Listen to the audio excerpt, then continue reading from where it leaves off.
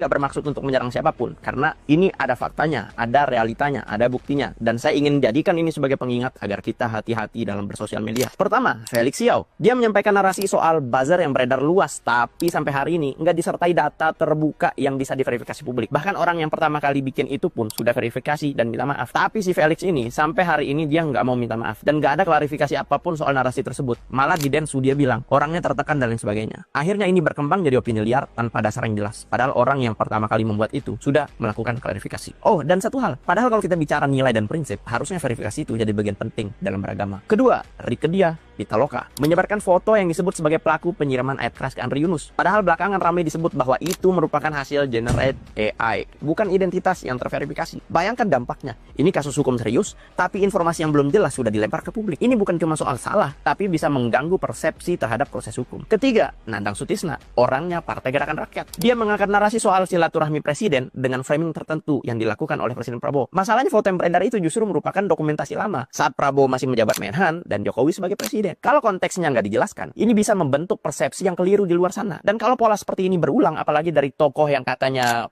orang partai baru ya, wajar publik mulai mempertanyakan kredibilitas sumbernya. Jangan sampai nama seorang Anies Baswedan atau Partai Gerakan Rakyat jelek gara-gara orang satu ini yang diduga suka nyebarin hoax. Keempat nih, paling gong, ada Niluh Jelantik dan Adiana Pitupulu. Satunya senator, satunya legislator, dari partai besar lagi. Aktif pula di media sosial. Keduanya mengangkat soal narasi, WFA, dan sekolah online. Padahal faktanya jelas, wacana sekolah daring hanya sebatas diskusi dan sudah dibatalkan. Pembelajarannya tetap muka. Bahkan disebarin juga bahwa sekolah online tapi siswa harus datang ambil MBG. Sudah ditegaskan juga oleh BGN dan pihak terkait bahwa itu nggak benar alias hoax. Dan perlu saya ingatin bahwa di media-media mainstream nggak ada yang bahas soal ini. Yang ngebahas soal ini hanya media-media homeless yang nggak tahu siapa yang bertanggung jawab. Lu bayangin pakai otak lu. Kelima, Koni Bakri. Nah, beliau menyampaikan narasi soal adanya Jenderal Israel yang memperingati Indonesia. Namun, informasi tersebut ternyata nggak memiliki rujukan faktual yang jelas dan benar. Tapi saya secara pribadi patut mengapresiasi nih. Akhirnya ada klarifikasi dan permintaan maaf. Dalam hal ini, kenapa gue taruh paling terakhir? Karena Bu Koni ini bisa jadi rujukan lah bahwa koreksi itu penting di ruang publik. Mungkin yang lain-lainnya yang sudah saya sebut di atas itu bisa melakukan hal yang sama. Ingat teman-teman, saring sebelum sharing. Karena kebenaran sejati datang dari kita yang mau berusaha mencari informasi yang tentunya valid. Gimana menurut